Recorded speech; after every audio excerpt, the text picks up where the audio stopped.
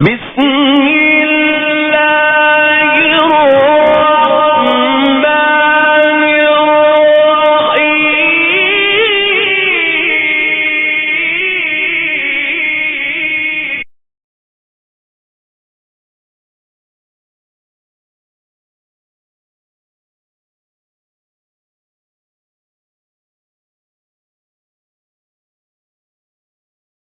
أعوذ بالله من الشيطان الرجيم. بسم الله الرحمن الرحيم. لا حول ولا قوة إلا بالله العلي العظيم. حسبنا الله ونعم الوكيل، نعم المولى ونعم النصير، وبه نستعين، وهو خير ناصر ومعين. والعاقبة للمتقين والجنة للموحدين والنار للعاصين. والصلاة والسلام على أكرم الأنبياء والمرسلين، حبيب إله العالمين، المخاطب بطه وياسين، العبد المرتضى والنبي المجتبى والرسول المصطفى، سيدنا ونبينا ومولانا بالقاسم محمد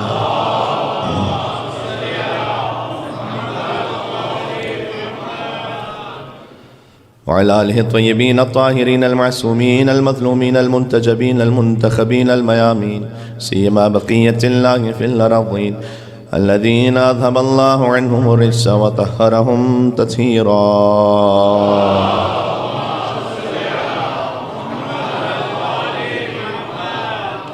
لا سيما على الإنسية الحورى الدرة النورى قرة عين الرسول الزهراء البتول، بزعة حقيقة المحمدية، سورة النفس الكلية، حواء العالم الأقلية، صلوات الله وسلامه عليها وعلى أبيها وبعلها وبنيها والسر المستودع فيها بعدد ما أحاط به علمك.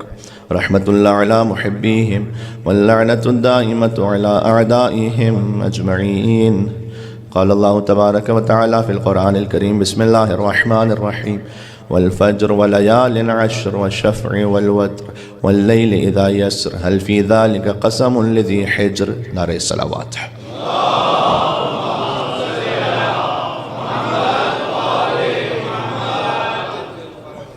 ذکر اس بی بی کا ہے کہ جو بات میں رسول ہیں اور ذات میں بطول ہیں. سورۃ الفجر کی ابتدائی 5 آیات موضوع سخن ہیں، جس میں خانوادہ حضرت زہرا کا ذکر ہے. ارشاد اقدس الہی ہے: والفجر، ایک فجر کی قسم، ولیال عشر، 10 راتوں کی قسم، والشفع والوتر، جفت کی قسم، طاق کی قسم، واللیل اذا یسر، پھر ایک اور رات کی قسم کہ جو آہستہ آہستہ گزر رہی ہے. هل فی ذلک قسم لذی حجر، کیا ان قسموں میں صاحبان شعور کے لیے کوئی نشانی ہے؟ یہ اللہ نے ایک سوال کیا. عرض کیا کہ اس کا ایک ظاہر ہے، پھر اس کا ایک باطن ہے. وما یعلم تأویلہ الا اللہ والراسخون فی العلم. اور قرآن کے باطن کے بارے میں یہ طے ہے کہ اپنے مزاج سے طے نہیں ہو سکتا، اپنے موڈ سے طے نہیں ہو سکتا، جب تک کہ قال الصادق اور قال الباقر نہ ہو. امام نے فرمایا والفجر کا باطن ہے قائم آل محمد کی قسم. فجر کی قسم یعنی حضرت حجت کی قسم. عجل اللہ تعالی فرجہ الشریف، بقیت اللہ العظم، روحی و ارواح العالمین لتراب مقدمہ الفدا. ولیال عشر، اور حضرت حجت سے پہلے 10 اماموں کی قسم، جسے امام نے تعبیر کیا امام حسن عسکری علیہ السلام سے حسن مجتبیٰ تک، من الحسن الی الحسن، ایک حسن سے دوسرے حسن تک کی قسم. والشفع والوتر، ایون کی قسم، آڈ کی قسم، جفت کی قسم، طاق کی قسم. ایون کی قسم، ایون کہتے ہی ایون اس لیے کہ 2 برابر سے تقسیم ہو جائے. 2 4 6 8 10 ایون ہے. 2 برابر کی ہستیوں کی قسم. مرج البحرین یلتقیان بینہما برزخ لا یبغیان. اللہ نے 2 سمندروں کو ملا دیا ہے. 2 برابر کی ہستیوں کی قسم، ہما علی و فاطمہ، علی و زہرا سلام اللہ علیہما کی قسم. والوتر، اور ایک تنہا کی قسم جو اشرف موجودات ہے. یہ 14 کی قسم ہو گئی. واللیل اذا یسر، اور ایک رات کی قسم جو گزر رہی ہے. ایک مزید قسم باقی ہے ابھی. یہ وہ قسم ہے کہ امام نے فرمایا کہ قائم آل محمد کے ظہور کا زمانہ ہے کہ جب رات گزر کر صبح ہو جائے گی، ظلم کی تاریکی مٹ جائے گی، عدالت کا نور ظاہر ہو جائے گا۔ اللہ نے اس رات کے گزرنے کی قسم کھائی ہے جس فجر پر قائم آل محمد کا ظہور ہو جائے۔ حل فی ذالک قسم لذی حجر، کیا ان قسموں میں صاحبان شعور کے لیے کوئی نشانی ہے اللہ کی جانب سے؟ ایک مل کر صلوات بھیجیں چہاردہ معصومین کی عظمتوں پر، محمد و آل محمد علیہ السلام پر۔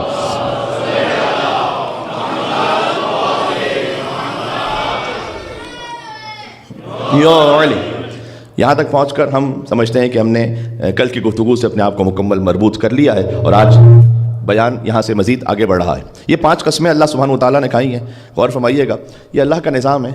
دیکھیں اللہ کبھی زیتون کی قسم کھاتا ہے اور کبھی چاند کی قسم کھاتا ہے۔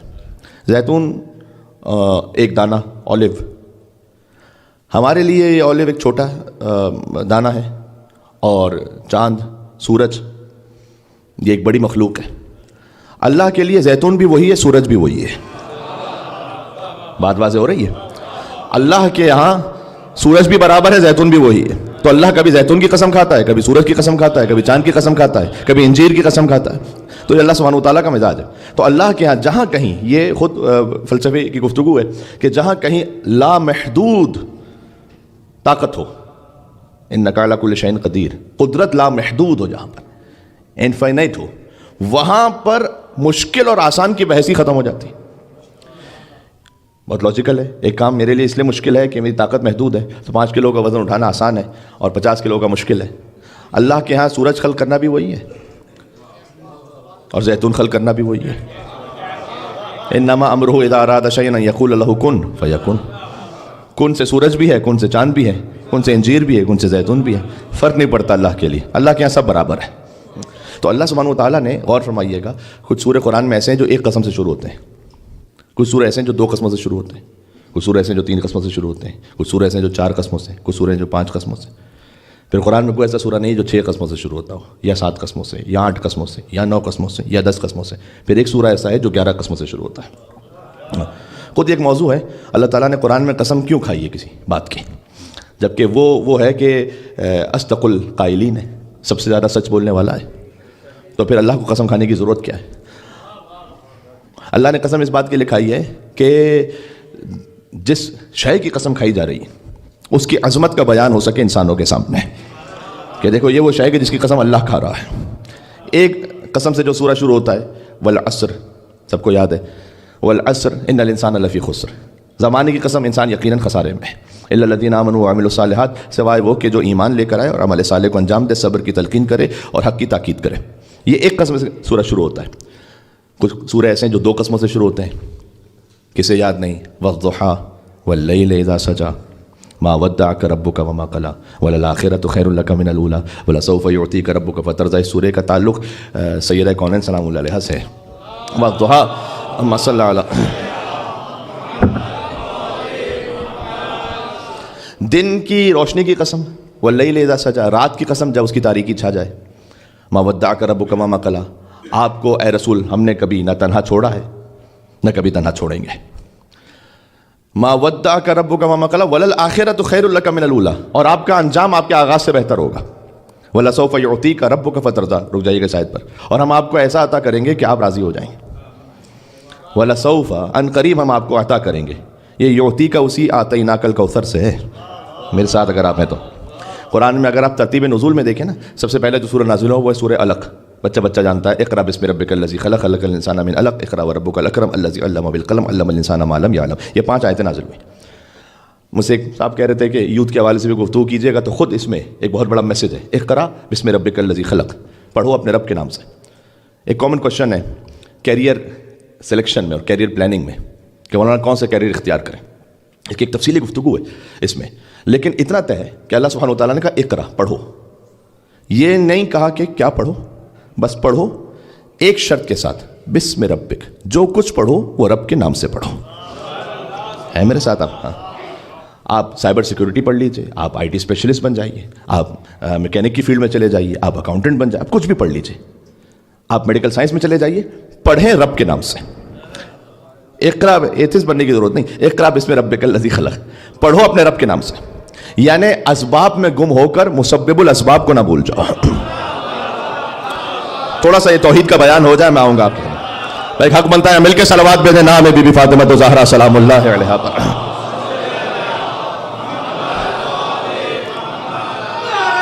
اللہ اکبر.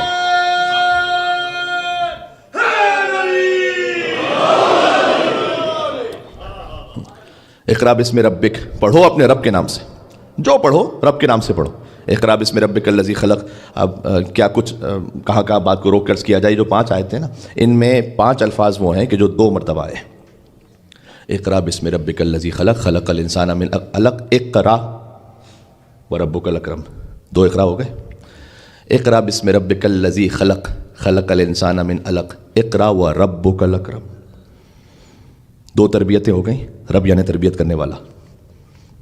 اقرا بسم ربک الذی خلق، خلق الانسان من علق. 2 خلقتیں ہو گئیں. اقرا بسم ربک الذی خلق، خلق الانسان من علق، اقرا وربک الاکرم الذی علم بالقلم علم الانسان ما لم یعلم. 2 تعلیمیں ہو گئیں. 2 قرأتیں، 2 تربیتیں، 2 تخلیقیں، 2 تعلیمیں. نہیں معلوم ہرا میں حضور مکرم کے ساتھ کون ایسا ساتھ میں تھا کہ جس پر وحی نازل ہو رہی تھی. حضور پر وحی نازل ہو رہی تھی. ایک ایسا تھا کہ جو حضور مکرم کی اپنی گواہی ہے کہ علی تم وہی سنتے ہو جو میں سنتا ہوں، تم وہی دیکھتے ہو جو میں دیکھتا ہوں، بس یہ کہ تم نبی نہیں ہو، تم میرے وزیر ہو. یہ نہج البلاغہ میں امیر المومنین کا کلام ہے، حضور مکرم سے بیان شدہ. بہرحال اس کی تفصیل اپنے مقام پر.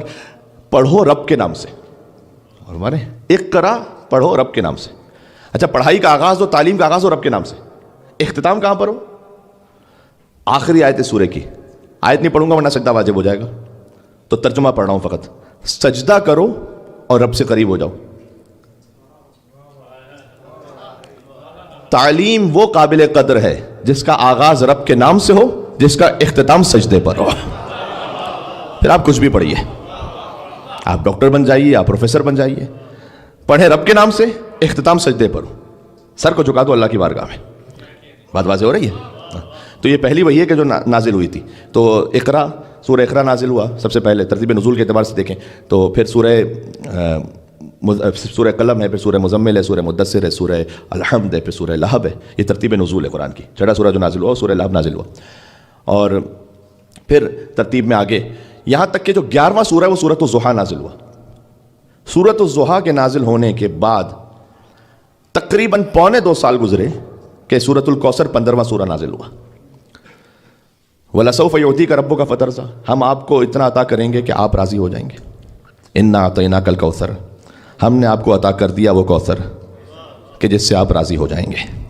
تو یہ سورہ ضحیٰ کا تعلق ہے سورۃ الکوثر کے ساتھ کہ وَلَسَوْفَ يُعْطِيكَ رَبُّكَ فَتَرْضَىٰ. ساری کائنات عبادت کرتی ہے اس بات پر کہ اللہ راضی ہو جائے. اللہ یہ چاہ رہا ہے کہ مصطفیٰ راضی ہو جائے مجھ سے. فَلَنُوَلِّيَنَّكَ قِبْلَةً تَرْضَاهَا. ہم آپ کا رخ ایسے قبلے کی طرف موڑ دیں گے ترضاها کہ آپ راضی ہو جائیں گے. ہم نماز پڑھتے ہیں اللہ راضی ہو جائے، روزے رکھتے ہیں اللہ راضی ہو جائے، عبادت کرتے ہیں اللہ راضی ہو جائے. اللہ چاہ رہا ہے مصطفیٰ راضی ہو جائے. مصطفیٰ کیسے راضی ہوئے؟ فاطمہ زہرا عطا فرما دی اللہ سبحانہ و تعالیٰ. بات واضح؟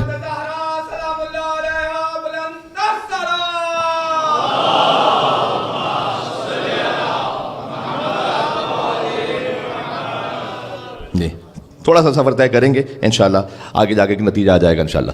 تو قرآن میں کچھ سورے ایسے جو 1 قسم سے شروع ہوتے ہیں، کچھ سورے ایسے 2 قسموں سے شروع ہوتے ہیں.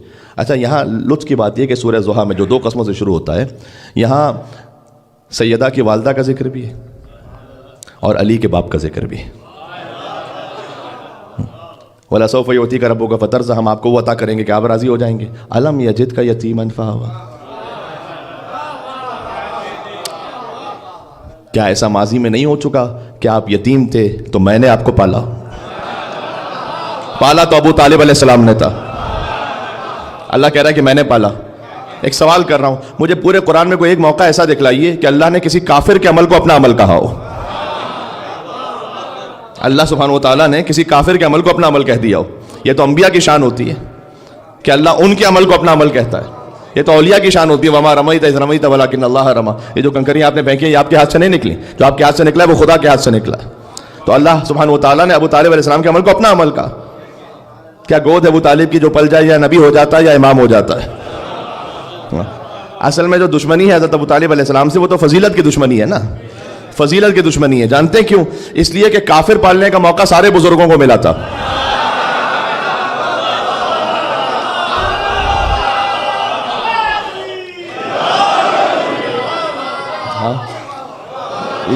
بات پہنچ رہی ہے؟ کافر پالنے کا موقع تو سارے بزرگوں کو ملا تھا، نبی پالنے کا موقع سوائے علی کے باپ کے اور کسی کو نہیں ملا تھا. اسلام کی تبلیغی مرہون منت احسان ابو طالب علیہ السلام ہے. جو توحید کا پہلا جلسہ ہوا وہ ہوا ابو طالب علیہ السلام کے گھر میں. پروردگار مکہ میں تو تیرا اپنا گھر بھی ہے، وہاں پر کیوں نہیں دعوت ذوالشیرہ ہوتی؟ اللہ جانے کیا کیا مصلحتیں ہیں اس میں. کیوں ابو طالب علیہ السلام کے گھر کا انتخاب کیا گیا؟ اس لیے کہ کچھ ناقبت اندیش ایسے تھے جنہوں نے خانہ خدا میں بت رکھ دیے تھے، اور جہاں پر بت رکھے ہوں وہاں پر پہلے توحید کا جلسہ کیسے ہو سکتا ہے؟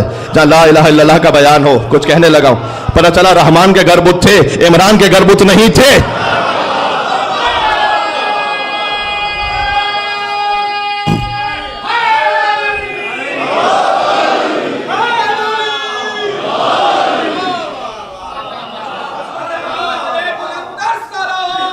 اللہم صلی علی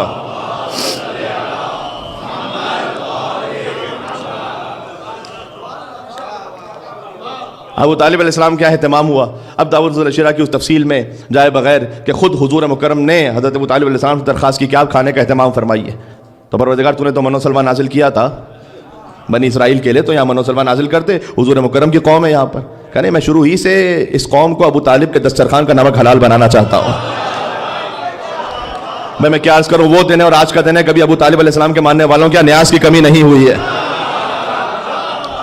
غیر کھلاتے ہیں تو دسترخوان جب لگاتے ہیں تو لکھا ہوتا ہے کہ مستحقین کے لیے. حسین کا دسترخوان ہوتا ہے، ابو طالب کے پوتے کا دسترخوان ہوتا ہے. یہاں پر غریب بھی آ کر امیر بن کے چلا جاتا ہے، اور امین بھی فقیر حسین بن کر کھا کے چلا جاتا ہے.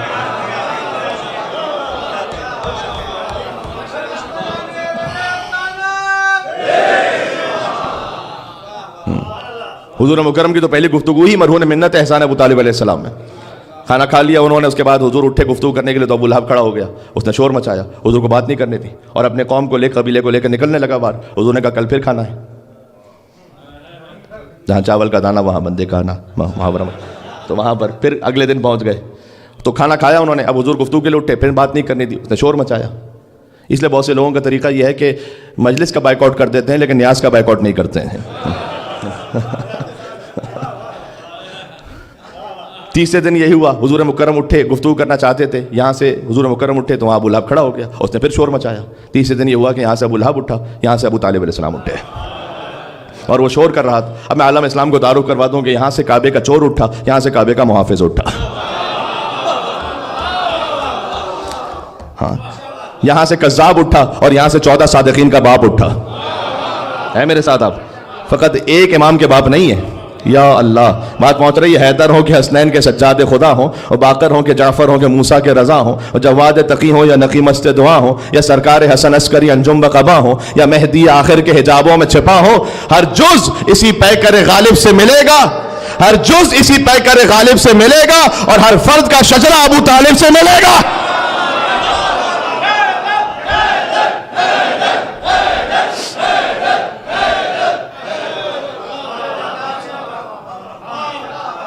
علم یجد کا یتیمن فآوا، آپ یتیم تھے تو میں نے پالا آپ کو. ووجدک ضالا فہدی، یہ سورہ 2 قسموں سے شروع ہوتا ہے. آپ سفر میں تھے، ہم نے آپ کی رہنمائی کا اہتمام کیا. ووجدک عائلا فاغنا، آپ تنگ دست تھے تو میں نے غنی بنایا. یہ سیدہ کی ماں کا ذکر ہے یہاں پر. کیا پاکیزہ مال ہے حضرت خدیجہ سلام اللہ علیہا کا، کتنا پاکیزہ مال ہے کہ اللہ سبحانہ وتعالیٰ کہتا ہے کہ میں نے غنی بنایا آپ کو. فَأَغْنَاهُ بِمَالِ خدیجہ، جا کے دیکھیے گا امام فخر الدین رازی تک نے لکھا اپنی تفسیر میں کہ اللہ نے غنی بنایا حضرت خدیجہ کے مال کے ذریعے سے. میں جملہ کہہ رہا ہوں کہ صدر اسلام کے ٹکڑے توڑنے والے اور دولت لے کر غنی اور مالدار بن جانے والے کچھ اور تھے، اور پوری امت کو اپنے ٹکڑوں پر پالنے والی فاطمہ زہرا کی ماں خدیجہ الکبریٰ کچھ اور تھیں.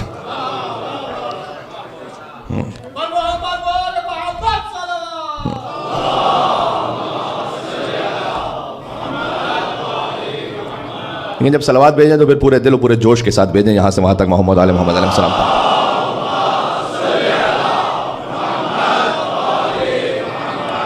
تو پروردگار یہ احسان ہو گیا. علی کے باپ کا بھی احسان ہے، فاطمہ کی ماں کا بھی احسان ہے. الجزاء الاحسان الا الاحسان، احسان کا بدلہ سوائے احسان کے اور کیا ہے. اللہ سبحانہ و تعالیٰ نے احسان ایسے عطا کیا کہ ایک کو کل ایمان کا باپ بنایا، ایک کو صاحب تطہیر کی ماں بنایا۔ جی یہ احسان اللہ سبحانہ و تعالیٰ نے اس انداز سے ادا کیا۔ تو حضرت خدیجہ کا مال اتنا پاکیزہ تھا۔ سیدہ سلام اللہ علیہا کی والدہ، کیا کہوں، ام المومنین ہونا اور ہے، یا لفظ بدل کے کہوں مومنین کی ماں ہونا اور ہے، اور فاطمہ کی ماں ہونا اور ہے۔ پتہ نہیں کتنی بات پہنچ رہی ہے، میں کیا کہہ رہا ہوں۔ تمام ازواج رسول امہات المومنین ہیں، لیکن ان میں سے کوئی فاطمہ کی ماں نہیں ہے۔ اللہ سبحانہ و تعالیٰ نے جس بی بی کا انتخاب فرمایا، اشہد انک کنت نورا فی الاصلاب الشامخہ والارحام المطہرہ، جس بی بی کا انتخاب فرمایا وہ خدیجۃ الکبریٰ سلام اللہ علیہا تھیں۔ اتنی پاکیزہ بی بی کہ اللہ سبحانہ و تعالیٰ نے ان کے مال کو اپنا مال کہہ کر یہ فرمایا کہ آپ تنگ دست میں نے غنی بنایا۔ بی بی خدیجہ سلام اللہ، تطہیر خدیجہ کے لیے اور کہوں کیا، جس گھر میں رہی اس کے افراد بھی معصوم، اور یہ سارے زمانے میں خدیجہ کا شرف ہے کہ اولاد بھی معصوم ہے، داماد بھی معصوم، یہ کسی اور کو حاصل نہیں سوائے بی بی خدیجہ الکبریٰ سلام اللہ علیہا کے۔ تو یہ وہ سورہ ہے کہ جو 2 قسموں سے شروع ہوتا ہے۔ مجھے جانا ہے آگے تک۔ سورہ ضحیٰ ہے 2 قسموں سے، پھر قرآن میں کچھ سورہ ایسے ہیں جو 3 قسموں سے شروع ہوتے ہیں، میں نے اس کیا 4 قسموں سے، 5 قسموں سے۔ سورہ عادیات ہے 3 قسموں سے، والعادیات ضبحا فالموریات قدحا فالمغیرات صبحا فاثرن به نقعا ووسطن به جمعا ان الانسان لربه لکنود وانه على ذلك لشہید۔ عجب سورہ ہے یہ، سر پر دوڑتے ہوئے گھوڑوں کی قسم۔ اب اللہ چاہے تو کسی گھوڑے کی قسم بھی کھا لے۔ یہ جو ہم سے کہتے ہیں کہ بھئی تعظیم کیوں کرتے ہو، تو اگر قابل تعظیم نہ ہوتے کچھ سواری کے جانور تو اللہ قسم نہ کھاتا یہاں پر۔ یہ خاص موقع ہے کہ اب امیر المومنین نے غزوہ ذات السلاسل میں حملہ کیا۔ صبح کا وقت تھا، حضور مکرم نماز پڑھا رہے تھے۔ فجر کی نماز کے بعد حضور نے الحم کے بعد سورہ عادیات پڑھنا شروع کیا۔ صحابہ کرام نے کہا یا رسول اللہ یہ کون سا سورہ ہے؟ کہا اسی وقت علی نے حملہ کیا ہے۔ اللہ سبحانہ و تعالیٰ نے علی کی سواری کی شان میں، یہ میں بلا مبالغہ آپ سے کہہ رہا ہوں، جو تفسیر ہے اس کی، والعادیات ضبحا فالموریات قدحا، ان سر پر دوڑتے ہوئے گھوڑوں کی قسم، جب وہ دوڑتے ہیں تو ان کی ٹانپوں سے چنگاریاں نکلتی ہیں اور وہ صبح کے وقت دشمن کے لشکر پر حملہ کرتے ہیں۔ اچھا مجھے ایمان سے بتائیے گا، محفل انشاءاللہ کسی اور مقام پر پہنچے، اللہ کرے کہ اس جملے کو میں پہنچا سکوں، مجھے بتائیے گا صدر اسلام میں کسی بڑی سے بڑی ہستی کا نام لے لیں، جو یہاں نام میں نہیں لے سکتا، لیکن آپ دل میں سوچ لیں جو مسلمانوں نے بنا لی، کیا اللہ نے ان میں سے کسی کی بھی قسم کھائی ہے قرآن میں؟ مجھے بتلائیے گا، اللہ نے ان میں سے کسی کی بھی قسم کھائی ہے؟ لیکن علی کے گھوڑے کی قسم کھائی ہے، اور جنہیں اللہ نے علی کے گھوڑے کے برابر نہیں سمجھا، کہہ دیا میں نے۔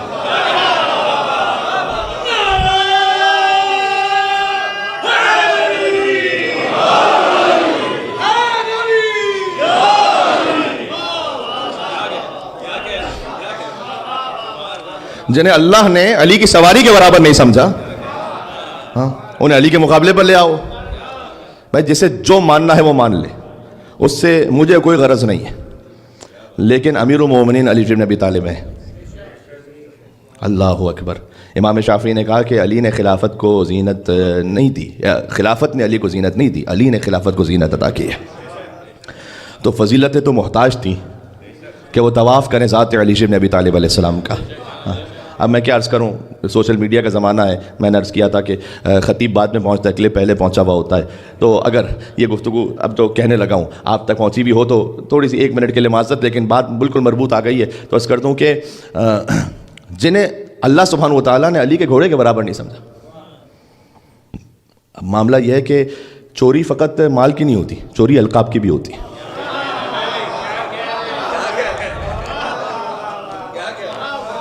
چوری القاب کی بھی ہوتی ہے۔ اب آپ لگا دیجئے کسی کو بھی، دیکھو جو خطیب نہیں کہہ سکتا وہ مجمع کہہ دیتا ہے سامنے سے، تو آپ کسی کو بھی کہہ دیجئے امیر المومنین۔ میں کیا عرض کروں، صادق آل محمد کا کلام ہے کہ امیر المومنین جب انہیں کسی نے کہا، امام نے کہا امیر المومنین فقط میرے جد علی ہے، اور پھر مولانا نے کہا کہ یہ لقب کوئی اپنے لیے انتخاب نہیں کرے گا الا کافرون۔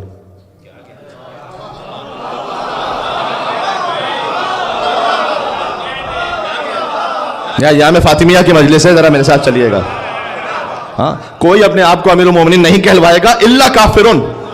میں کہہ رہا ہوں کسی کے کفر کا فیصلہ کرنا ہو تو کہیں دور جانے کی ضرورت نہیں ہے، یہ دیکھو اپنے آپ کو امیر المومنین کہلوانے کا شوق تو نہیں ہے؟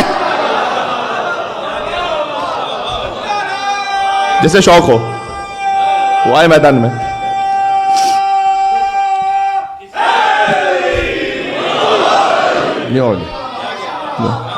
جی امیر، تو میں عرض کر رہا تھا کہ جیسے ایک مولائی تھے عالم دین، انہوں نے کہا میرے مولا امیر المومنین علی علیہ السلام، تو سامنے سے پلٹ کر کسی نے کہا میرے مولا امیر المومنین حضرت فلاں.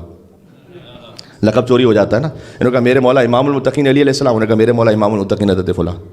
میرے مولا سخی و کریم علی علیہ السلام، انہوں نے کہا میرے مولا سخی و کریم حضرت فلاں. اب یہ مشکل ہو گئی. تو کہتے ہیں کہ میں نے اللہ سبحانہ و تعالیٰ سے التجا کی کہ پروردگار اس وقت میرے قلب میں کوئی مولا علی کی ایسی فضیلت تو داخل کر دے کہ یہ جھوٹ بھی چاہے تو کاپی نہ کر سکے. ساتھ چلیے گا، میرے کسی اور منزل پہ جا رہی ہے بات. بھائی میں کہتا ہوں میرے مولا امیر المومنین علی، وہ سامنے سے کہتا ہے میرے مولا امیر المومنین فلاں. میں کہتا ہوں امیر المومنین امام المتقین علی، امام المتقین حضرت فلاں، سخی و کریم علی علیہ السلام، سخی و کریم حضرت فلاں. تو جناب کوئی ایسی فضیلت میرے دماغ میں آ جائے، دل میں آ جائے کہ جھوٹ بھی چاہے تو نہ دوہرا سکے. تو کہتے ہیں مجھے امام رضا علیہ السلام کی حدیث سلسلۃ الذھب یاد آئی. جائیے گا مشہد میں تو دیکھیے گا مولا کی ذریعہ مطار پہ لکھی ہوئی. تو میں نے اسے دیکھ کر کہا میرے مولا علی رضا ابن موسی کاظم ابن جعفر صادق ابن محمد. پتہ نہیں کتنی بات پہنچ رہی ہے. میرے مولا علی رضا ابن موسی کاظم ابن جعفر صادق ابن محمد باقر ابن علی زین العابدین ابن حسین ابن علی ابن ابی طالب نے فرمایا. پھر اسے دیکھے گا تو بھی تو اپنے پیر کا شجرہ بیان کر کے بتا.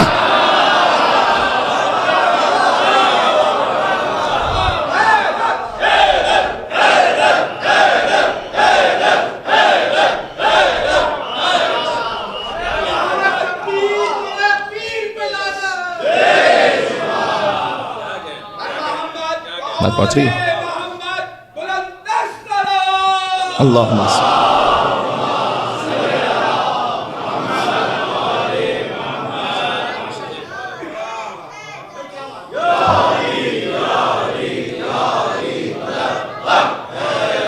حیدر. بات واضح. اس بچے نے نعرہ حیدری کہا بڑے ہی خاص انداز میں. 2 مصرے مجھے یاد آئے اس بچے کو دیکھ کے. شجر سب ہر زن ہوتے ہیں، غنچے بول پڑتے ہیں. شجر سب ہر زن ہوتے ہیں، غنچے بول پڑتے ہیں، اور علی کا ذکر آ جائے تو شجرے بول پڑتے ہیں.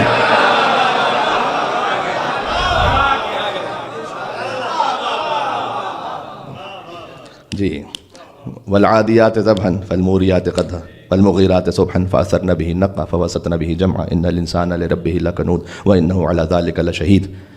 یہ سورہ عادیات 3 قسموں سے شروع ہوتا ہے. 1 قسم سے سورہ عصر، 2 قسموں سے سورہ ضحیٰ، 3 قسموں سے سورہ عادیات، 4 قسموں سے سورہ زیتون والتین والزیتون وطور سینین وہذا البلد الامین. انجیر کی قسم، زیتون کی قسم. اس میں اب خود پنجتن پاک کا ذکر ہے. اس کی جو باطنی حقیقت ہے نا، 3 سے مراد کیا ہے، زیتون سے مراد کیا ہے. جی امام حسن علیہ السلام کی قسم، امام حسین علیہ السلام کی قسم، جا کے تفسیر میں دیکھیے گا. وطور سینین وہذا البلد الامین، طور سینا کی قسم اور اس شہر مقدس کی قسم. اچھا ذرا غور فرمائیے گا. پھر ایک توحید کے بارے میں بیان. انجیر کی قسم، زیتون کی قسم، طور سینا کی قسم، یعنی اور پھر اس شہر کی قسم. یہ بات میں ربط کیا ہے میرے بھائی؟ یعنی اللہ کہہ رہا ہے ایک پھل کی قسم، پھر ایک اور دوسرے پھل کی قسم، پھر ایک پہاڑ کی قسم، ایک شہر کی قسم. بے ربط بات تو آپ بھی نہیں کرتے، تو اللہ کیسے کر رہا ہے؟ کوئی نہ کوئی تو ربط ہوگا اس میں. ہاں کہ لقد خلقنا الانسان فی احسن تقویم. ان ساری قسموں کے بعد ہم نے انسان کو احسن تقویم پہ خلق کیا.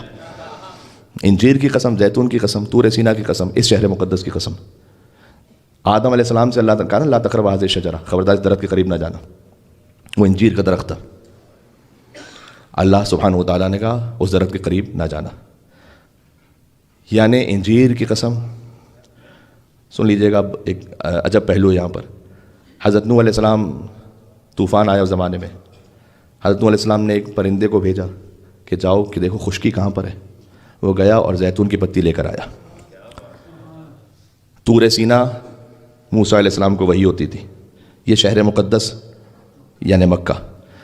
انجیر کی قسم، زیتون کی قسم، طور سینا کی قسم، اس شہر مقدس کی قسم. یعنی زمانہ آدم کی قسم، زمانہ نوح کی قسم، زمانہ موسیٰ کی قسم، زمانہ محمد کی قسم، ہم نے انسان کو حسن تقویم پر خلق کیا ہے. مراد یہاں پر 4 قسمیں ہو گئیں. لقد خلقنا الانسان فی احسن تقویم, ہم نے انسان کو احسن تقویم پر خلق کیا ہے. ثم رددناہ اسفل سافلین, اس کے بعد اس کو پلٹا دیا پسترین گہرائیوں پر. یہ ہے وہ سورہ کہ جو 4 قسموں سے شروع ہوتا ہے. پھر قرآن کا وہ سورہ جو 5 قسموں سے شروع ہوتا ہے, والفجر وليال عشر. بات یہاں پر آئی ہے دوبارہ, فجر کی قسم اور 10 راتوں کی قسم. زیادہ طول کلام نہیں ہے, بات یہاں پر سمٹ رہی ہے. فجر کی قسم اور 10 راتوں کی قسم, اور والشفع, 2 برابر کی ہستیوں کی قسم میں نے عرض کیا. لولا علی لم یکن لفاطمہ کفوا, علی نہ ہو تو فاطمہ کی برابری کرنے والا کوئی نہ ہو. کل اس پہ بات ہو چکی ہے. علی اپنے تمام تر فضائل کے بعد فاطمہ کے برابر آتے ہیں, سلام اللہ علیہما. یہ بات پہنچ رہی ہے. ایک مل کے صلوات بھیجے گا خانوادہ زہرا سلام اللہ علیہا پر. اللہم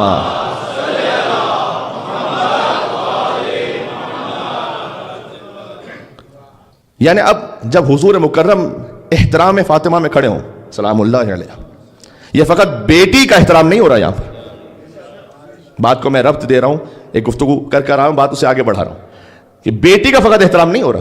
بیٹی کا احترام تو یہ کہ ہر باپ کے لیے سنت رسول ہو جائے کہ بیٹی کے لیے کھڑا ہو. کیا ہے کسی بھی فرقے کے کسی بھی عالم کا یہ نظریہ یا فتویٰ کہ باپ کے لیے سنت رسول ہے کہ بیٹی کے لیے کھڑا ہو؟ بلکہ اولاد پر واجب ہے باپ کا احترام. ساری تفصیل کو ایک لفظ میں سمیٹ دیجیے, بیٹی کے لیے کھڑے ہونا سنت رسول نہیں ہے, فاطمہ زہرا کے لیے کھڑے ہونا سنت رسول ہے. یہ بات پہنچی, میں نے کیا عرض کیا؟ سیدۃ النساء العالمین کے لیے کھڑے ہونا سنت رسول ہے, فقط بیٹی کے لیے نہیں. وہاں سے بات کو تھوڑا سا آگے بڑھا رہا ہوں. آیت اللہ وحید خراسانی نے اس روایت کو بیان کرتے ایک فقرہ کہا تھا. اب چشم تصور میں جو سوچ سکے اور جس معراج پہ پہنچ سکے, سوچئے گا جہاں حضور مکرم کھڑے ہوں احترام میں, تو کیا آدم علیہ السلام بیٹھے رہیں گے؟ کچھ کہنے لگا ہوں میں. سید الانبیاء جب کھڑے ہوں تو کیا نوح علیہ السلام بیٹھے رہیں گے وہاں پر؟ کیا ابراہیم علیہ السلام بیٹھے رہیں گے وہاں پر؟ کیا موسیٰ اور عیسیٰ علیہ السلام بیٹھے رہیں گے وہاں پر؟ جہاں حضور بلند ہو جائیں, ایک نبی نہیں 1.25 لاکھ انبیاء کی نبوتیں جس بی بی کے احترام میں بلند ہو جائے, وہ ہے فاطمہ الزہرا سلام اللہ علیہا. ہاں, یہاں پر عہدے کا احترام ہے. بطول بھی ایک عہدہ ہے. بطول ایک نام ہے, نام تو کسی کا بھی ہو سکتا ہے, لیکن جسے اللہ عطا کرے. ایک حضرت مریم بطول ہے اور ایک بی بی فاطمہ بطول ہے. بس فرق یہ ہے کہ حضرت مریم شادی نہ کر کے بطول ہے, سیدہ اولاد کے بعد بھی بطول ہے. ہائے ہائے ہائے, لیکن اس سے زیادہ تو گہرائی میں یہاں پر جا نہیں سکتا. وہ ام المومنین جن کے مسلمانوں میں سب سے زیادہ احترام ہے, ان کی گواہی ہے. تاریخ مدینہ دمشق میں جا کے اس روایت کو دیکھیے گا کہ لقد وضعت الحسن والحسین بعد العصر, بی بی فاطمہ سلام اللہ علیہ کہ امام حسن امام حسین کی ولادت ہوئی عصر کے بعد. وصلت المغرب, ترجمہ تو بہت آسان ہے, اور بی بی نے فوراً مصلی عبادت کو بچا کر مغرب کی نماز انجام دی. یہ بطول عہدہ ہے, سمجھ میں آ رہا ہے اب؟ سبحان اللہ. مل کے صلوات بھیجے نام زہرا سلام اللہ.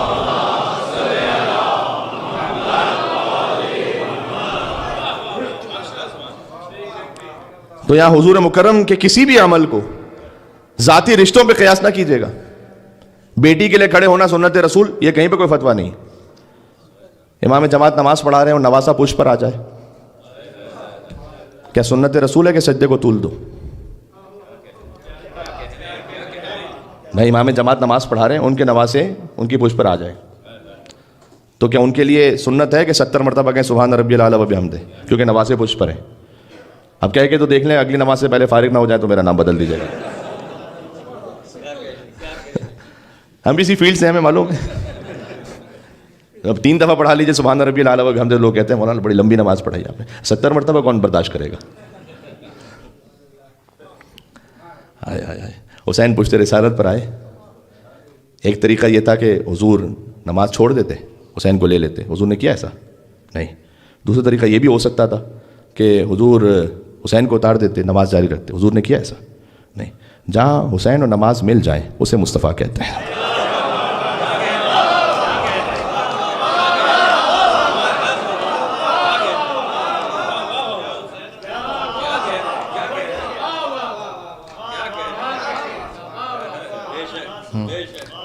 جہاں یکجا ہو جائیں, حسین اور نماز یکجا ہو جائیں, وہ ہے شریعت مصطفیٰ. تو وہ کیسا حسینی ہے کہ جو فجر پہ نہ اٹھ سکے؟ اب اس پہ سبحان اللہ کہنے والے کتنے ہیں سارے؟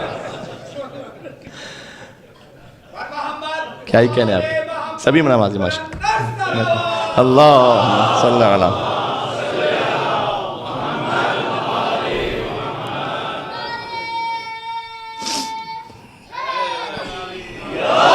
یا علی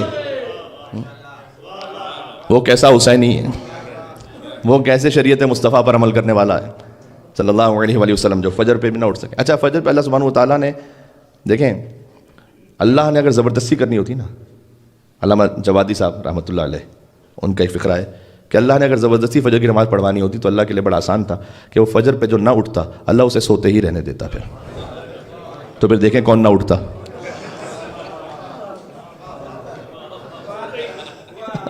پھر تو سوتے ہی نہیں، نیند ہی اڑ جاتی میرے بھائی، سوتے کہاں پہ.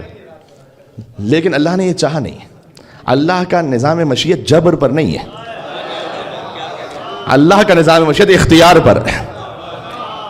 اختیار سے آپ بندے بنے اللہ کے، زبردستی نہیں.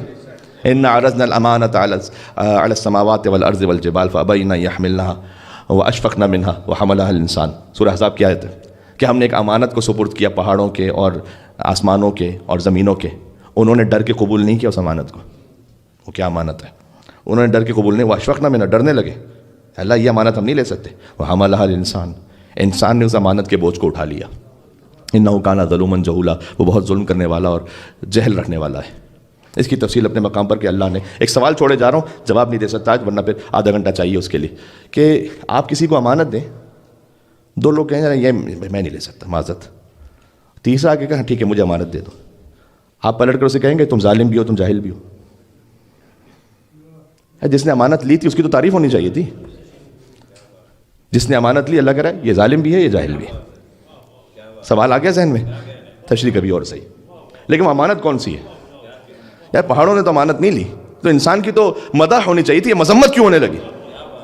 اشارہ فقط کر رہا ہوں، یہ اصل میں مدح ہے، مذمت نہیں ہے انسان کی. اس کی گہرائی میں ایک مدح ہے. اب میرا دل اندر سے میں بتا کیسے مدح ہے یہ. آپ کسی کو ظالم کب کہتے ہیں؟ جب اس میں عدل کا پوٹینشل ہو. بات پہنچ رہی ہے؟ جاہل کب کہتے ہیں؟ جب اس میں علم کا پوٹینشل ہو. آپ دیوار کو نہیں کہہ سکتے کہ یہ جاہل ہے، علم تو اس کے پاس بھی نہیں ہے، چونکہ اس کے پاس علم کا پوٹینشل نہیں ہے. تو جاہل وہاں کہا جائے گا جہاں پر علم آ سکتا ہو، ظالم وہاں کہا جائے گا جہاں عدالت آ سکتی ہو. یا اللہ نے کہا تو بڑا ظلم کرنے والا اور جہل کرنے والا ہے، یعنی اللہ نے فقط نذیر بن کر ہوشیار دلایا انسان کو کہ دیکھو کہیں ظالم و جاہل نہ بن جانا، جبکہ تم میں صلاحیت ہے کہ جب امانت کو لو تو عالم بھی بن جاؤ عادل بھی بن جاؤ. یہ تعریف ہے انسان کی. یہاں پر یہ تعریف ہے انسان کی. پہاڑوں میں نہیں ہے صلاحیت کہ وہ عالم بن سکے، زمینوں آسمانوں میں صلاحیت نہیں کہ وہ عادل بن سکے، انسان میں ہے. یہ جانتے ہیں کون سی امانت ہے؟ یہ اختیار کی امانت ہے. چوائس سے اللہ کا بندہ ہونا. پہاڑوں کے پاس چوائس نہیں ہے، دن کے پاس چوائس نہیں ہے. آیت سب کو یاد ہے، میرے ساتھ پڑھیے گا. لَلشَّمْسُ يَنبَغِي لَهَا أَن تُدْرِكَ الْقَمَرَ وَلَا اللَّيْلُ سَابِقُ النَّهَارِ وَكُلٌّ فِي فَلَكٍ يَسْبَحُونَ. نہ ہی دن کی مجال ہے کہ وہ رات سے پہلے آ جائے، نہ ہی رات کی جرت ہے کہ وہ دن کے وقت میں آ جائے. وَكُلٌّ فِي فَلَكٍ يَسْبَحُونَ. ہر ایک اپنے اپنے مدار میں تیر رہے ہیں. جو چاند کا آربٹ ہے وہ چاند کا ہے، جو سورج کا آربٹ ہے وہ سورج کا ہے. کوئی اس سے موو ہو نہیں سکتا. یہ ہے بندگی جبر کے ساتھ. اللہ کی اطاعت ہے لیکن پابند ہے. مطلب یہ نہیں ہو سکتا کہ سورج کہے کہ بھائی میں کہ اتنے بلینز آف ایئر سے میں گھوم رہا ہوں تو میں تھوڑا ریسٹ بھی کر لوں. ٹھیک ہے. انسان کہہ سکتا ہے کہ میں بہت تھکا ہوا ہوں، صبح نہیں اٹھوں گا نماز کے لیے. بات واضح ہو گئی.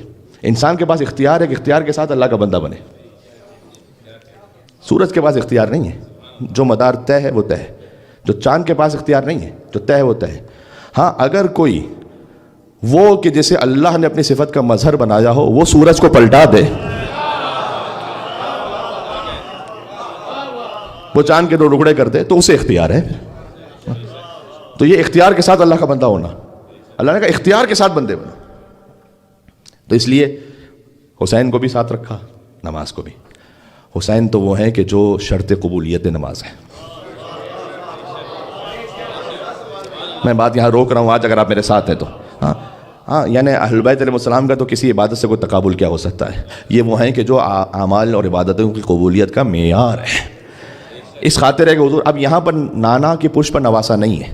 اگر میرے ساتھ ہیں آپ, یہاں رسالت کی پشت پر امامت ہے, اور رسالت کے ذریعے امامت کا تعارف ہو رہا ہے کہ تمہاری نماز قبول ہوگی. پتہ نہیں کتنے بات پہنچ رہی ہے میرے ساتھ آپ. سر مبارک جھکا ہوا تھا, نماز سرور پڑھا رہے تھے, اور حضور آگے, صحابہ پیچھے, وہ فرض اپنا نبھا رہے تھے. بڑے بڑے صحابہ کرام ہوں گے حضور کے پیچھے نماز پڑھنے والے. محب ایسے میں مسکراتے حسین گھر سے جو آ رہے تھے, اور حسین پوچھتے نبی پہ بیٹھے زمانے بھر کو بتا رہے تھے. کیا بتلا رہے تھے؟ کہ بھائی ملے گی جنت, پیے گا کوثر, اسی کو محشر میں چین ہوگا. اے میرے ساتھ آخری جملہ میں کہنے لگا ہوں. یہاں پر نانا نواسے کا معاملہ نہیں ہے, یہاں رسالت کی پشت پر امامت ہے. حسین بتلا رہے ہیں ملے گی جنت, پیے گا کوثر, اسی کو محشر میں چین ہوگا, اور نماز اسی کی قبول ہوگی کہ جس کے دل میں حسین ہوگا. ختم ہو گئی بات. ہائے ہائے. تو یہ ذاتی رشتوں پر معاملات کو نہ لے گا یہاں پر. وما محمد الا رسول, محمد تو کچھ ہے ہی نہیں سوائے رسول کے. احترام میں کھڑے ہوں تو رسول, بیٹھ جائیں تو رسول, جنگ میں ہو تو رسول, سلو میں ہو تو رسول, وطن میں ہو تو رسول, سفر میں ہو تو رسول, کسی کو شانوں پر اٹھائیں تو رسول, کسی کو مولا بنائیں تو رسول, کسی کو محفل سے اٹھائیں تو رسول. ہر وقت ہی رسول ہے. بات یہاں رک رہی ہے, آج کل یہاں سے بات شروع کریں گے. حسین علیہ السلام شرط قبولیت اعمال ہے. اور یہ میں کیوں کہہ رہا ہوں, میں نے باب زہرا کی مجلس میں بھی کہا, ممبر وہ جگہ ہی نہیں, ویسے تو ممبر کے علاوہ بھی نہیں ہونی چاہیے, لیکن ممبر وہ جگہ ہی نہیں جہاں کوئی غیر ذمہ دارانہ بات ہو سکے جب تک کہ کلام معصوم نہ ہو. اچھا یاد ہے امام رضا علیہ السلام کا فقرہ کہ اللہ نے کہا ہے, امام نے جب سند بیان کی, کلمۃ لا الہ الا اللہ حصنی, لا الہ الا اللہ میرا قلعہ ہے, جو اس قلعے میں داخل ہو گیا امان سے محفوظ ہو گیا. اور لیکن بشرطہا و شروطہا وانا من شروطہا, لا الہ الا اللہ کی ایک شرط میں ہوں. ہاں, لا الہ الا اللہ کی ایک شرط میں ہوں. جیسے تعجب ہے اس بات پر, وہ جا کے دیکھ لے ابلیس کا واقعہ. وہاں لا الہ الا اللہ کی شرط اپنے زمانے کی حجت ہے. شیطان کو مسئلہ لا الہ الا اللہ سے نہیں ہے, اس کو مسئلہ آدم صفی اللہ سے ہے. میرے ساتھ اب لا الہ الا اللہ تو 6000 سال کی عبادت کر کے بیٹھا ہوا ہے, اس کو مسئلہ آدم صفی اللہ سے. جو آدم صفی اللہ کو نہ مانے اللہ اسے شیطان بنا دیتا ہے. جو علی ولی اللہ کو نہ مانے کتنا بڑا شیطان بنائے گا اللہ مجھے نہیں معلوم.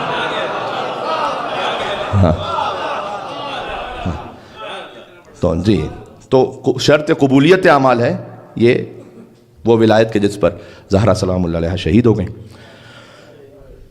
اولین شہید ہے راہ ولایت, اور یہ ذہن میں رکھیے گا, اولین شہید ہے راہ ولایت حضرت محسن ہے علیہ الصلوۃ والسلام. اولین شہید ہے راہ ولایت فاطمہ زہرا سلام اللہ علیہ.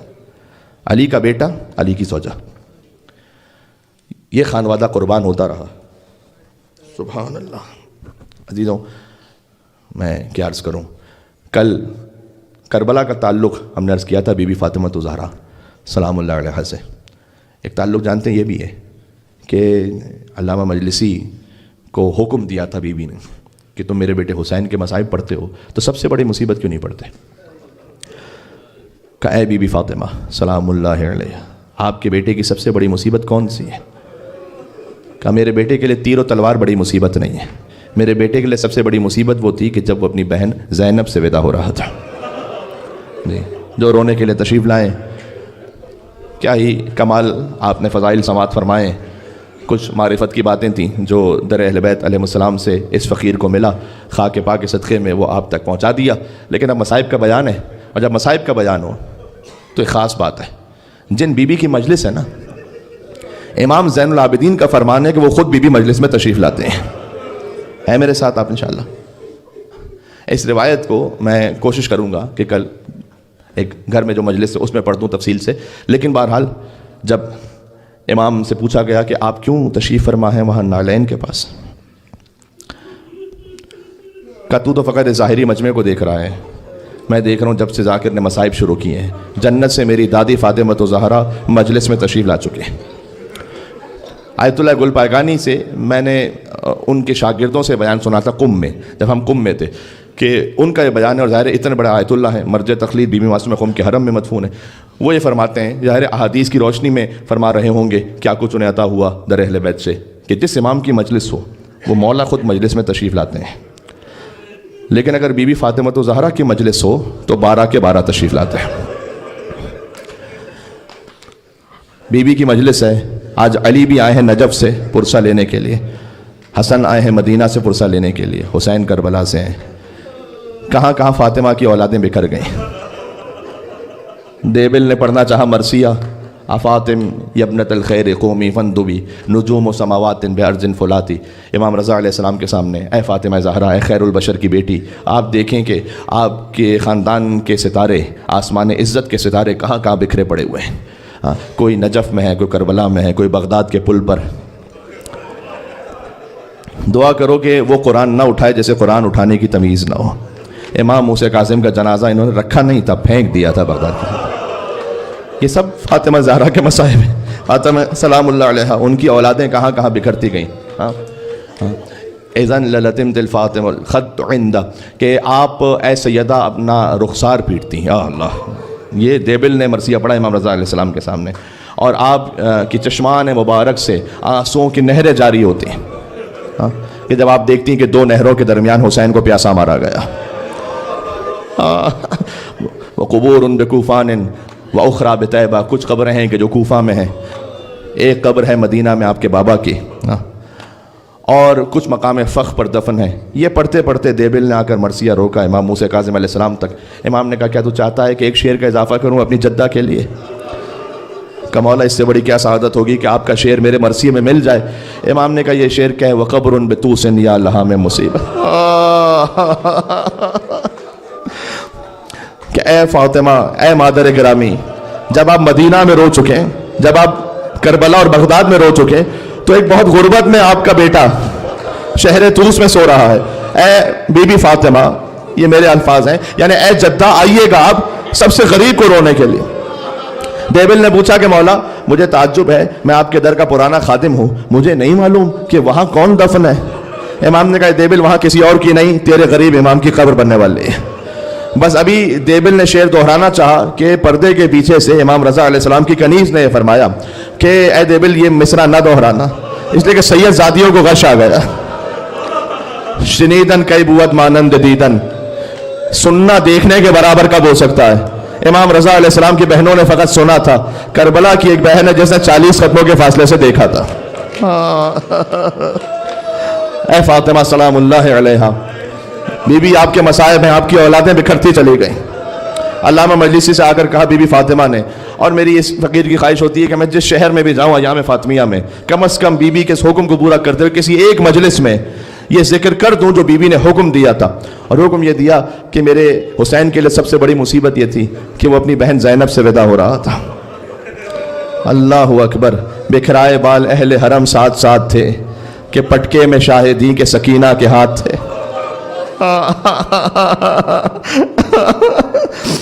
میں آؤں گا بی بی فاطمہ الزہرا سلام اللہ علیہا تک، میرے ساتھ ساتھ چلیے گا، ایک منزل پر جانا ہے ہمیں۔ ابا عبداللہ الحسین، یہ رخصت کا بڑا سخت مرحلہ تھا۔ امام حسین جب بھی تشریف لاتے تھے ذوالجناح کے پاس، کبھی عباس آتے تھے، کبھی حبیب آتے تھے، کبھی اکبر آتے تھے۔ امام نے فرمایا یا فرسان الحجا و یا ابطال الصفا، ارے میرے شیروں کہاں رہ گئے؟ تمہارا مولا تنہا رہ گیا ہے، کیا سبب ہے؟ میں تمہیں پکارتا ہوں جواب نہیں دیتے۔ فرات کے قریب عباس کا لاشا گویا تھا۔ اب کون سوار کروائے؟ حسین جب کہ چلے بعد دوپہر رن کو، جنہیں یاد ہے یہ وہ اس غم میں شامل ہوتے ہوئے آنسو بہاتے جائیں، اور مولا کے غم میں نہ تھا کوئی کہ جو تھامے رکاب توسن کو، اور حسین چپ کے کھڑے تھے جھکائے گردن کو، سکینہ جھاڑ رہی تھی ابا کے دامن کو، نہ آسرا تھا کوئی شاہ کربلائی کو، فقط بہن نے کیا تھا سوار۔ میں نے خود کربلا محلہ میں وہ مقام دیکھا ہے، بی بی زینب سلام اللہ علیہا نے سوار کیا ابا عبداللہ الحسین کو، ایک چھوٹی سی زری بنی ہوئی، اس وقت کنسٹرکشن میں، بعد میں کھل جائے گی۔ ذوالجناح آگے بڑھ کر رک گیا۔ دیکھو ہم یا بی بی فاطمہ کا ذکر آ گیا ہے یا حسین کہہ کے گریہ کرنا۔ ایک منزل اور ہے، جب امام حسین رخصت ہونے لگے تھے تو فرمایا تھا کہ بہن ذرا بازوؤں سے ردا تو ہٹائیے گا۔ آگے بڑھ کر حسین نے सैयद ज़ादी शरीकतुल हुसैन बीबी ज़ैनब सलामुल्लाह अलैहा के बाजुओं का बोसा लिया। कि भैया ये ख़ास एहतमाम क्यों? कि बाबा का आखिरी वक्त था, बाबा ने कहा था ज़ैनब के बाजुओं में रस्सियाँ बांधी जाएंगी। जब ये बोसा ले चुके हुसैन तो बीबी ज़ैनब ने आगे बढ़कर कहा तहतुल हनक तो हटाइएगा अपने गले से। कि बहन ज़ैनब ये क्यों? जो बीबी फातिमा पर रोने के लिए आए हैं, सैयदा ने आखिरी वक्त में क्या वसीयत की? कि माँ का जब आखिरी वक्त था मुझे माँ फातिमा तो ज़हरा ने बुलाकर कहा था मेरे हुसैन के गले पर, खुश गले पर खंजर चलेगा, ऐ ज़ैनब मैं मौजूद रहूंगी, मेरी नियाबत में हुसैन के गले का बोसा लेना। एक ने बाबा को याद किया, एक ने माँ को याद किया। हुसैन जुलजना पर एक मकाम पर आकर रुक गए। कहे मेरे हस्बे बावफा, मुझे मालूम है तू सुबह से लाशें उठा उठा कर थक गया है, लेकिन हुसैन की आखिरी ज़हमत है। अब जो जुलजना ने नज़रों से इशारा किया तो हुसैन ने देखा कि कदमों से लिपटी हुई एक 4 साल की बतूल, अब मैं क्या अर्ज करूं, और वो लिपट के कह रही थी ऐ मेरे बाबा के जुलजना, मेरे बाबा को मख्तल में ना ले जा। हुसैन जुलजना से उतरे, सकीना को गोद में लिया। ये वो आखिरी मौका है कि जब बेटी को बाप का प्यार नसीब हुआ। फिर तो शिमर के तमाचे थे, उमर साद के कोड़े थे। आप जाकर देखिएगा आपको मकातिल में जुमला मिलेगा। जब हुसैन जाने लगे थे ना तो सकीना ने कहा बाबा मेरी और कोई ख्वाहिश नहीं है, वादा तिफली इमाम हुसैन का है। सकीना दुख्तर हुसैन है, आलिमा गैर मुअल्लिमा के घर में पली हुई हैं बीबी ज़ैनब सलामुल्लाह अलैहा। क्या जानती नहीं है? बिल्कुल जानती हैं। तो मुझे वादा तिफली निभाना है कि बाबा एक बार और मुझे गोद में ले लो बाबा। आखिरी बार हुसैन की गोद में सकीना आ गई। आपको मकातिल की किताबों में जुमला मिलेगा कि बाबा मेरे सर पर वैसे हाथ रखे जैसे यतीमों के सर पर हाथ रखते। हुसैन कायनात का वो वाहिद बाप है जिसने खुद अपनी बेटी के सर पर यतीम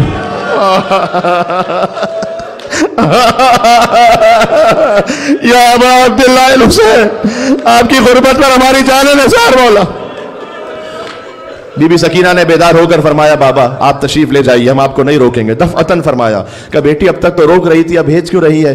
कि बाबा हमने ख्वाब में दादी फातिमा ज़हरा को देखा, सर के बाल सफेद थे, आंखों में आंसू थे, हमसे फरमा रही थी कि ऐ मेरी सकीना मेरे हुसैन को मक्तल जाने से ना रोक। इसी वक्त के लिए चक्कियां पीस पीस कर अपने हुसैन को पाला था। मुझे एक आखिरी मंजिल तक जाना है जहां बीबी फातिमा ज़हरा सलामुल्लाह अलैहा की एक सबसे बड़ी मजलूमियत है। हुसैन पहुंचे, मक्तल नहीं पढ़ूंगा, बस एक कैफियत आई बेपनाह जंग की। अब बीबी का हुक्म है तो मैंने आपकी खिदमत में रुखसत पेश कर दी, और बेपनाह जंग करते करते कहते जाते थे अब उसकी जंग देखो जो 3 दिन का भूखा है, उसकी जंग देखो जो 3 दिन का प्यासा है। तुमने मेरे अब्बास को भी मार दिया, तुमने मेरे अकबर को भी मार दिया, तुमने मेरे कासिम को भी मार दिया। जंग लड़ते लड़ते फुरात के करीब पहुंचे तो अब्बास का लाशा रखा था। का अब्बास बूढ़े भाई की जंग देखी अब्बास? यहां तक कि फिर सदाए कुदरत आई या अय्यतुहन नफ्सुल मुतमइन्ना, आयतें पढ़ चुका हूं मैं कल आपकी खिदमत में। ऐ इत्मीनान वाले नफ्स पलटा अपने रब की बारगाह में। हुसैन ने तलवार को न्याम में रखा। जो मख्तल समझ लेते हैं भागी भी फौजें वापस पलटी। फिरकतुन बिर्रिमा व फिरकतुन बिस्सैफ व फिरकतुन बिलहजर, किसी के हाथ में तीर, किसी के हाथ में तलवार, किसी के हाथ में नेज़े। जिसके पास कुछ नहीं था उसने करबला की जमीन से पत्थर उठा लिए। हुसैन जख्मी होते चले, जख्मी होते चले। राकिब दोशे रसूल जुलजना पर कभी दाएं झुकते थे, कभी बाएं झुकते थे। हुरमला ने हुसैन के सीने का निशाना लिया, सीने अथर पर तीर से शोभा लगा। ये वो तीर था जो हुसैन सीने से नहीं निकाल सके थे, पूंछ से निकाला उसने। हुसैन जुलजना से जमीन पर आए। ऐ मेरे मौला इमाम ज़माना, मुझे नहीं मालूम आप कहां पर है। शायद अपनी दादी फातिमा ज़हरा की कब्र मुतहर पर गिरिया कर रहे हो, या करबला में आका अब्दुल्लाह हुसैन के रोजे पर हो। आज जुमे का दिन गुजरा है मौला, आपका दिन है। एक लम्हे के लिए इस मजलिस में तशरीफ लाइएगा, आपके आने से हमारी नस्लें संवर जाएगी मौला। इमाम फरमाते मेरा सलाम उस शहीद पर जो न ज़मीन पर था न जमीन पर था। अल्लाह जाने कितनी देर तीरों पर मुअल्लक रहे। अब अब्दुल्लाह हुसैन अलैहिस्सलाम। फौज इश्किया में इख्तिलाफ है। अल्लामा नकन साहब ने जुमले को लिखा है, फौज इश्किया में इख्तिलाफ है। कुछ कहते हैं हुसैन मारे गए, कुछ कहते हैं हुसैन जिंदा है। कोई हुसैन के करीब नहीं आ पाता। शिमर कहता है अपने घोड़ों गरु खैमों की तरफ कर लो, अगर जिंदा होंगे तो बर्दाश्त नहीं कर पाएंगे। ये सुनना था कि मेरा जख्मी मौला, मेरा प्यासा मौला, कोहनियों पर जोर देकर इमाम हुसैन उठे। ताबे बयान नहीं है, खुदा की कसम अब कलेजा फट रहा। अच्छा मुझे माफ करना, मक्तल में एक जुमला है, مالک بن انس نام کے، میں کیا کہوں، اب ظاہر جملہ یہ ہے کہ اس نے، اللہ اکبر، سن لینا اس لیے کہ مقتل میں ہے، آپ تک پہنچا دوں، اس نے امام حسین کو نعوذ باللہ من ذالک ایک گالی دی وہاں پر، نعوذ باللہ من ذالک، خدا ان کی نسل، اللہ اکبر۔ شیمر آگے بڑا، فرکز برجلہ، اس نے پیر مار کر حسین کو سیدھا کیا، وشیمر جالس علی صدر، زیارت ناہیہ میں ہے کہ شیمر امام حسین کے سینے پر بیٹھ گیا۔ میں بی بی فاطمہ الزہرا کے مصائب پر آ گیا، کلیجہ پھٹ رہا ہے، اس کے آگے بیان کی گنجائش نہیں ہے، میں کیا کہوں گا آپ کے سامنے۔ قابض علی شیبۃ، اس نے حسین کی داڑھی کو پکڑ لیا، فضربۃ من ضربۃ، حسین پر ضربتیں چلنا شروع ہوئی، صدا گونج رہی تھی، الا قد قتل الحسین بکربلا، الا قد ذبح الحسین بکربلا، جس کے دل میں جتنا تھا میں یا حسین کہتے ہوئے روتا جاؤ۔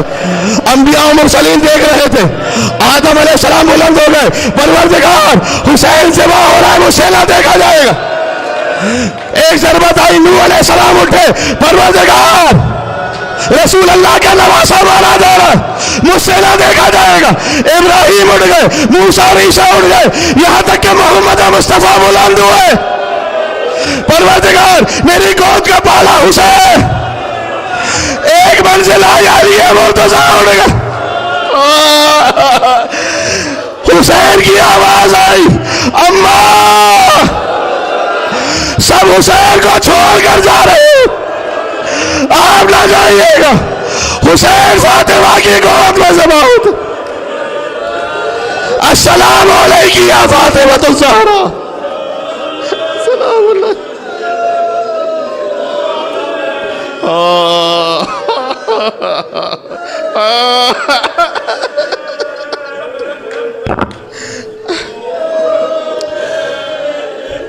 دعا کا وقت ہے، اللہ اکبر، عجب گریہ ہے، عجب روحانیت۔ میں آپ سے ایک بات کہتا ہوں، مجھ سے مولا کے مداح نے بات کہی تھی، اور میں نے کربلا میں پہلی مرتبہ اسے اس بار سوچ کر، آپ ذرا غور کیجئے گا، جب کسی، کیونکہ امام رضا کا فرمان ہے اس لیے جملہ کہہ رہا ہوں، جب کسی جانور کو ذبح کیا جائے تو وہ تڑپتا ہے نا۔ زیارت ناہیہ میں لقد خفیت انفاسک، اے حسین آپ نے اپنی سانسیں روک لی تھیں اور دست و پا ساکن کر لیے تھے، تو ذبح جسے کیا جائے وہ تڑپتا ہے، حسین کیوں نہیں تڑپ رہے تھے؟ اس لیے کہ حسین جانتے تھے کہ میری ماں فاطمہ الزہرا یہاں،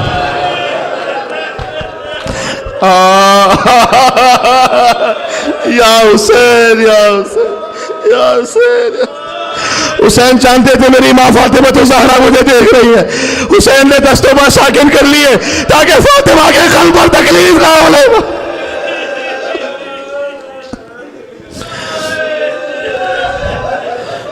یا ابا عبداللہ یا حسین ابن علی ایہا الشہید یا ابن رسول اللہ یا حجت اللہ علی خلق۔ باقی مجلس میں بیٹے کا توسل ہے، وہ بھی حسین جیسا بیٹا اور فاطمہ جیسی ماں، سلام اللہ علیہ۔ یا سیدنا و مولانا انا توجہنا واستشفعنا وتوسلنا بک الی اللہ وقدمنا بین یدی حاجاتنا یا وجیہا۔ کیا ہی بات، نام حسین اشفع لنا، بین الحرمین محسوس ہو رہا ہے گویا ہے، یا وجیہا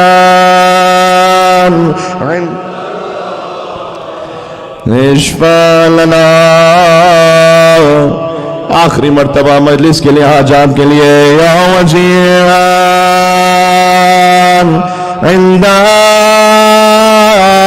اللہ اشفع لنا